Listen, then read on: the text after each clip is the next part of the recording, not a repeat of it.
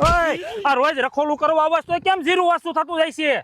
હવે તમને કઈ ખબર પડે છે? આ તડકાના હિસાબે જીરું કુકડાઈ ગયું છે. આ શેરસિંગ નક્કી કઈ કાળા ધોળું કરતો લાગે છે, એનો કઈક નેઠો કરવો જોહે. આ શેઠે પોપૈયું પાકી ગયું છે. હાતે કાંઈ વાંધો નહીં, હાંજે જાઈશ ત્યારે લેતો જાઈશ.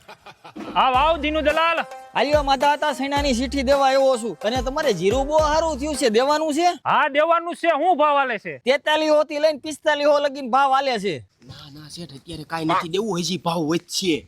આ નથી દેવું. હા મારું બેટું વાંદરા જેવું હાર્યું હાઈ ડબકા મારતું હોય. આ શેઠ હમણાં મારી હાલીના લગન આવે છે એટલે તમારે ઉપાડ દેવો જોહે. એલા પૈસા તો છે ને, એક કામ કરી દીનુ દલાલ ને ફોન કરીને જીરું વેચી નાખી. શેરસિંગ મુંજાતો ને, પૈસાનો મેળ થઈ જાય. તારો શેઠ બેઠો છે. માતા હતા બોલો ને, હું ફોન કર્યો તો. એલા જીરું વેચવાનું છે. તમે પણ ખરા છો. ઓ ભાવ હતો ત્યારે જીરું દીધું નહીં, અત્યારે 35 ભાવ આલે છે. રે તારી ના શેઠ મારો